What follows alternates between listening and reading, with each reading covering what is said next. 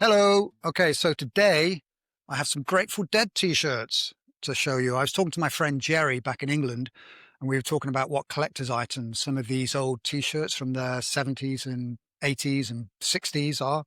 And it reminded me that I had some of Grateful Dead t-shirts in my cupboard, so I've pulled them out, um, and I'm going to show them to you today. So the first one is a baseball t-shirt, long sleeve baseball t-shirt, and it's the famous image, the Bertha skeleton and roses. Let's just take that a bit closer. So this was designed by Stanley Moose in the 1970s, and he was basically the artist for the Grateful Dead, all these iconic images. He was the guy behind that. And you can see here, obviously there's Bertha, there's the skull, and there's her crown of roses on top of her head. So that's pretty cool.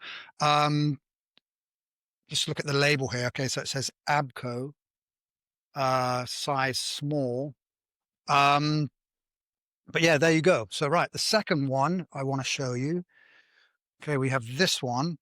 Okay, this is, with that a bit close, Grateful Dead, Blues Brothers, N.R.P.S.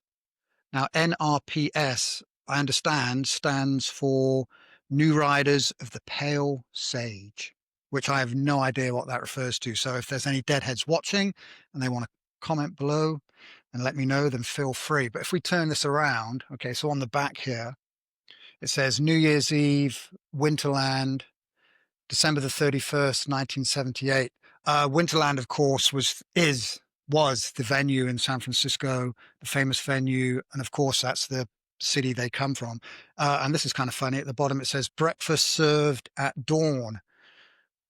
Well, let's face it, if you've been dancing or tripping all night to the Grateful Dead, then you're definitely going to want a bit of breakfast the next day. But anyway, there you go. That's the second t-shirt. And finally, we have this one. Here we go. Jester with mandolin. Again, this was designed by Stanley Moose. This is early 70s. Now, this is famous because in 1972, the Grateful Dead released a songbook that included some of the songs from American Beauty and Working Man's Dead on it. And this was the cover of the songbook. So this became actually quite an iconic, famous image for the Dead. Again, now this is interesting as well. Looking at the label, it's just like, okay, it's not really coming out on the camera, I don't think, but it's just like a white label with small written on it. So that would indicate to me that this t-shirt's probably older than the other two. So yeah, we're talking like early 70s, probably mid 70s, no, late 70s, mid 70s, something like that.